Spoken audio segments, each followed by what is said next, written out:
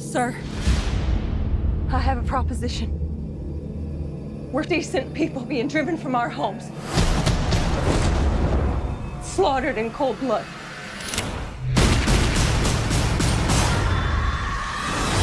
Hello, and welcome to Film Rant. It's been a while since I made a video, but to be honest, there hasn't really been anything worth reviewing in my eyes, until now. The Magnificent Seven, directed by Antoine Fuqua, is a remake of the 1960 classic, which in itself is a Western remake of the 1954 movie Seven Samurai. I'll state right now that I've seen neither of these movies, so I'll be reviewing 2016's Mag 7 as its own entity. Be warned, this review will contain spoilers, so if you're not in a spoilery mood, please watch the movie first before continuing on. Arguably what will draw a lot of people to this movie is the inclusion of a certain Mr. Chris Pratt. Now, the last time I reviewed a movie that starred him was my first ever video on the absolutely atrocious Jurassic World. I was hoping I'd have better things to say about him in the next movie I saw him in, and unfortunately, I don't. I mean, he's not necessarily bad in this movie. His character is sort of a dick, he's sarcastic, he's obnoxious, and he's about as vain as the twat Carly Simon sings about. What's annoying though is that I don't think Chris Pratt can pull off a badass western cowboy at all. It seems like he's just playing a somewhat more twatville version of himself. We all know Chris Pratt is an absolute sweetheart and I love him to death, but he just really didn't do it for me in this movie. He's basically a much less lovable Star-Lord. I thought the villain was established really well. Basically, the film opens and we see him waltz in this church all high and mighty, and he's like, "Right lads and lasses, I'm going to make your life a fucking misery, now stick your hand in this jar, lad." The jar is completely harmless, but it's used as a tool to let us see how much fear is instilled in these people. There literally could be anything in the jar. It turns out it's just dust, but this was a great way to introduce him. To just establish his dickness even more, he goes outside and pops a guy who stands up to him. Oh aye, and then he burns down a church. Then tells the sheriff to leave the bodies where they lie for a few days, just so everyone in the town gets the message that he's the king arsehole around here. If you're sitting in the cinema at this point and thinking this guy isn't a prick, then you need to go and see your doctor. He might just diagnose you with a serious case of being an utter cockwomble. There's far too many characters to talk about in depth, and quite frankly, I've got a new Green Day album to listen to, so I'm going to be brief and say what I thought about each character. Denzel Washington's Chisholm was one badass motherfucker. Akin to Jamie Foxx's Django, he's ruthless and fearsome, but his heart is in the right place. Ethan Hawke's Goodnight and Lee Byung-Hun's Billy Rocks are a great power duo. They don't offer much to the plot except for Goodnight's PTSD episode and inevitable redemption arc, but they don't really do a lot wrong either. Jack Horn, played by Vincent D'Onofrio, another Jurassic World alumni, is arguably the comic relief of the movie in that he sounds like his balls are perpetually in a state of being tickled by ice cubes. He's extremely lovable though. He's like a big cuddly bear that throws axes at people. Haley Bennett plays Emma Cullen and Matt Bomer plays her husband Matthew Cullen. No Edward in sight, thankfully. They serve as the catalyst for Denzel to go all apeshit on Peter Sarsgaard. All they really are is damsels in distress, until the end where Emma somehow manages to shoot through Denzel and put down Sarsgaard. The camera work in that scene was a little wonky to say the least. Finally, Martin Sensmeyer plays the group's Native American Red Harvest. This guy is pretty badass. I mean, he does a DiCaprio and eats raw meat and shit, and he's got blood in his head. And he's that good with a bow and arrow, he'd give Oliver Queen or that Scottish bird from Brave a run for the money. To be honest, he could have just had that scene where he eats raw wolf meat with blood in his head and he'd be the most badass character in the movie. He didn't need any of that archery shit. Vasquez, played by Manuel Garcia Rulfo, is probably the most forgettable character. I can't really think of anything to say about him. He's pretty good with his gun. That's about it. Getting into the script, I'll say that I was surprised at how well Fuqua handled screen time between each of the characters. I think he managed to give each character a balanced and equal amount of screen time. I left the movie feeling that the only characters I knew slightly better than anyone else was Chris Pratt and Denzel Washington, simply because they're the first two we really get to know. The only problem is that this character building screen time comes at the expense of plot. The movie's opening 45 minutes or so is spent watching Denzel and Chris recruit the rest of the Magnificent Seven, but nothing really interesting happens while they do this. It absolutely needs to be there, we need to see each character get introduced and recruited, but it could have been done a little quicker, or made a little longer so that something interesting could happen in each recruitment scene. Once everyone is recruited, the movie picks up a little when the guys roll into the town overrun by Captain Cunt, and they have their standoff with his militia there.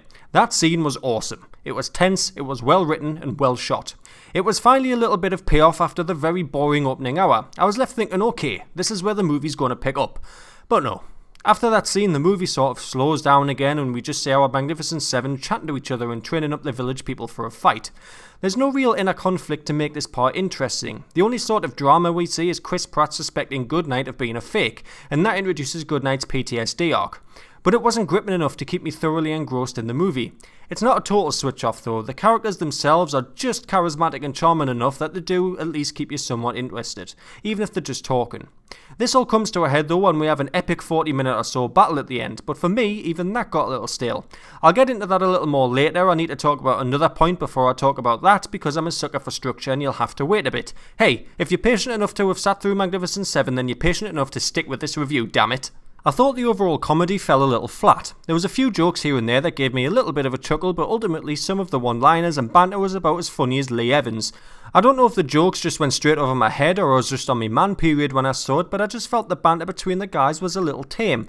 You could argue that even without the banter, that Weston Wilson Fisk was enough to keep the film somewhat light-hearted, and I absolutely get that that was the intention, but half the time I couldn't understand what the fuck this guy was saying. I mean, it's bad enough that he talks like Herbert the Pervert, but he just seemed to mumble stuff too.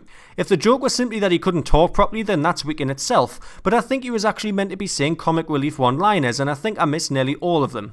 Maybe if I gave it a rewatch I'll enjoy the comedy aspects more, but on first watch I thought it was just weak. Another arguable flaw is that the plot is somewhat predictable. I mean, yes, all films are predictable in some aspects, and sometimes that's a good thing. If you predict something will happen, that's often a sign of decent writing. It means that the most logical thing to happen will happen. However, it can also mean that your film has no mystery or tension to it.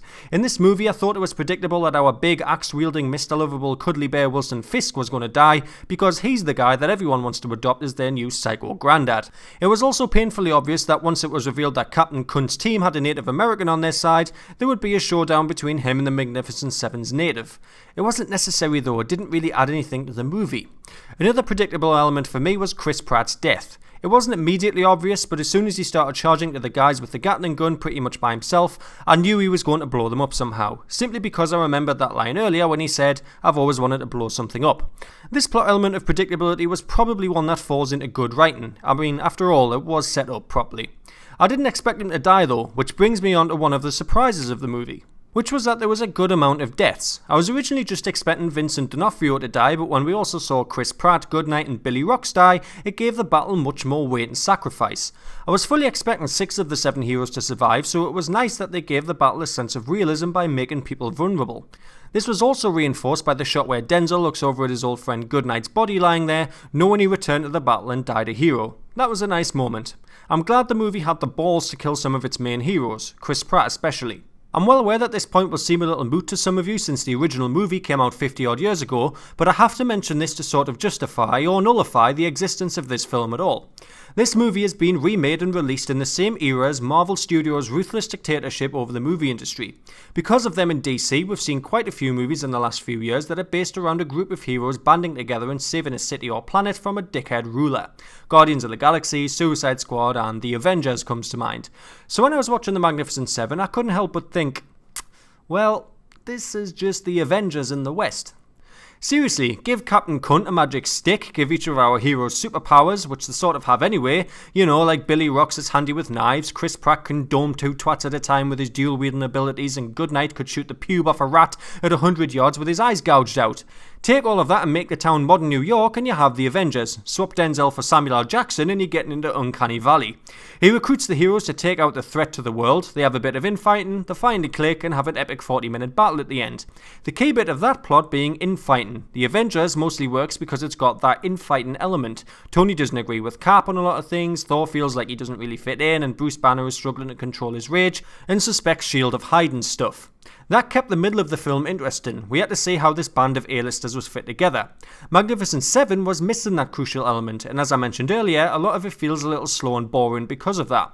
This point is a very millennial point, I fucking hate that word, but I bet some of you guys from an older generation will be screaming saying Avengers is just Magnificent Seven, as that came first, and that's totally true. I only mention this point because the remake was made in an era where films like The Avengers are mighty successful, which I think is the sole reason it exists. Sony is simply striking while the iron's hot to get some big bucks in, and it seems to have worked. Magnificent Seven is doing quite well at the box office, but I guarantee it would have done a lot better if it had the Marvel logo slapped across it. I mentioned earlier that the 40-minute battle at the end got a little bit stale and that I had to make a point to get to why it felt stale. My point was about the Avengers, and what I wanted to say about the end is that it's a very good ending to the movie. Some of it is thrilling, some of the stunts at work are really great, and it's exactly how the movie needed to end. I just felt that the 40 minutes or so it lasted were just a little bit too long. I wouldn't say that a lot of you will think that, but it definitely got a bit old to me by the end. I want to try and explain that by again linking it to the Avengers. The epic battle at the end of that movie sees aliens descend from the heavens and our heroes have to use their plethora of superpowers and CGI cum shots in order to take out these beasts. We get to see each of our heroes at their best and see how well they work together, such as those group shots with Thor and Cap and with Black Widow and Hawkeye. Magnificent Seven has some of that, but ultimately the battle is just people shooting each other and taking cover. Now that can be entertaining for a long time. I mean, look at Saving Private Ryan. That opening scene is probably one of the best scenes ever made in film and I fucking love it.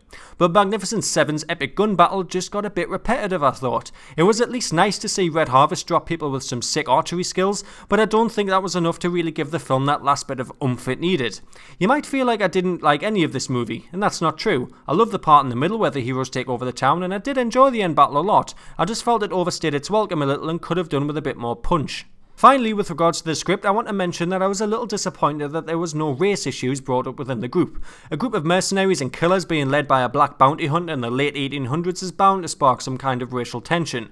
I mean, we just need to look at how Tarantino handled race in Django to see how hot things were in that time period. I don't understand why Mag 7 didn't go for a plotline about this, as it might have made the film a little too political, or it might have taken away some of the fun of it. But nevertheless, I would have liked to have seen some plotline look into the race issues of the social climate. From a technical standpoint, I only want to talk about the soundtrack. The movie looks fine, it's edited fine, and it's coloured nicely. All props and costumes look good, and there's some great stunts in there, and the practical effects look great. But the soundtrack is something that stood out to me. I loved how Fuqua opted for a classic Hollywood-style soundtrack. Big orchestras with sweeping strings and a booming percussion. It reminds me of the old John Wayne movies my granda watches on a Sunday afternoon when he's coming back from the pub. It sort of gave the film some authenticity and it really fit into the Western genre. It was the only classic element of filmmaking present in a very modern take on Western movies. Overall, I'd say The Magnificent Seven is more the I'll reach 7. I found a lot of it to be a little bit too slow and a little boring at times, but the characters are just charismatic and entertaining enough that I wasn't totally switched off by it, and the scene where they take over the town and the end battle were enjoyable to watch. There was some nice comedy in there, but I think a lot of it fell flat. Chris Pratt I thought was poor in this role and I just didn't think it suited him very well, but the movie doesn't do a lot wrong in terms of its actual plot. It all makes sense and there's nothing in there that'll straight up pull you out of the movie, but it's just a little dull at times. I feel like Marvel's existence has justified this remake, and if you happen to have a spare 2 hours one day, then I'd say check this movie out. You'll probably enjoy it a lot more than I did. The Magnificent Seven gets 3 frames out of 5. Thanks for watching, and we'll see you next time on Film Rant.